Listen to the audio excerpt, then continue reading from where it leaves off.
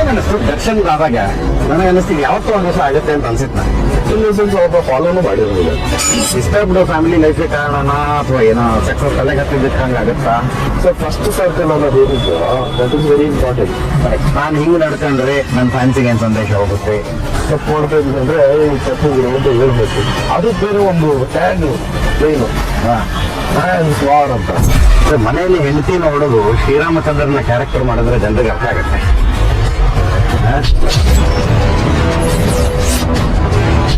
ಈಗ ಒಂದು ಕ್ಯಾಟಗರಿ ಸಿಗ್ತದೆ, ಸಿನಿಮಾ ನಾವು ನೋಡಲ್ಲ, ಸಿನಿಮಾ ನಾವು ನೋಡಲ್ಲ. ಯಾರೋ ದರ್ಶನ್ ಫ್ಯಾನ್ಸ್ ಹೇಳಿದ್ರು ದರ್ಶನ್ ವಾಪಸ್ ಬರುತ್ತಂತ ಯಾವ ಸಿನಿಮಾನು ನೋಡಲ್ಲ. ನಾನೊಂದು ಆಕ್ಟ್ರೆಸ್ ಹತ್ರ ಅಮಾವಾಸ್ಯೆ ನಿಲ್ಲಲ್ಲ. ನೋಡ್ತಲ್ಲ ಸರ್.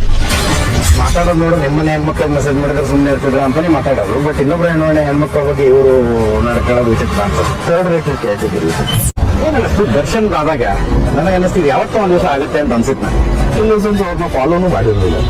ಇಷ್ಟಪಟ್ಟು ಫ್ಯಾಮಿಲಿ ಲೈಫ್ ಕಾರಣನಾ ಅಥವಾ ಏನೋ ಸಕ್ಸಸ್ ತಲೆಗೆ ಹತ್ತಿದ್ದಕ್ಕೆ ಹಂಗಾಗುತ್ತಾ? ಸೊ ಫಸ್ಟ್ ಸರ್ಕಲ್ ಅನ್ನೋದು ಏನಿತ್ತು ದಟ್ ಇಸ್ ವೆರಿ ಇಂಪಾರ್ಟೆಂಟ್. ನಾನು ಹಿಂಗ್ ನಡ್ಕೊಂಡ್ರೆ ನನ್ನ ಫ್ಯಾನ್ಸಿಗೆ ಏನ್ ಸಂದೇಶ ಹೋಗುತ್ತೆ? ತಪ್ಪು ಮಾಡ್ತಾ ಇದ್ರೆ ತಪ್ಪುಗಳು ಅಂತ ಹೇಳ್ಬೇಕು. ಅದು ಬೇರೆ ಒಂದು ಟ್ಯಾಗ್ ಮೇನು ಸ್ವಾರ್ ಅಂತ. ಮನೆಯಲ್ಲಿ ಹೆಂಡತಿ ನೋಡೋದು ಶ್ರೀರಾಮಚಂದ್ರನ ಕ್ಯಾರೆಕ್ಟರ್ ಮಾಡಿದ್ರೆ ಜನರಿಗೆ ಅರ್ಥ ಆಗುತ್ತೆ.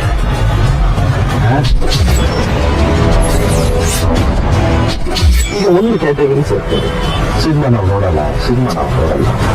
ಯಾರೋ ದರ್ಶನ್ ಫ್ಯಾನ್ಸ್ ಹೇಳಿದ್ರು ದರ್ಶನ್ ವಾಪಸ್ ಬರ್ತಂತ ಯಾವ ಸಿನಿಮಾನು ನೋಡಲ್ಲ.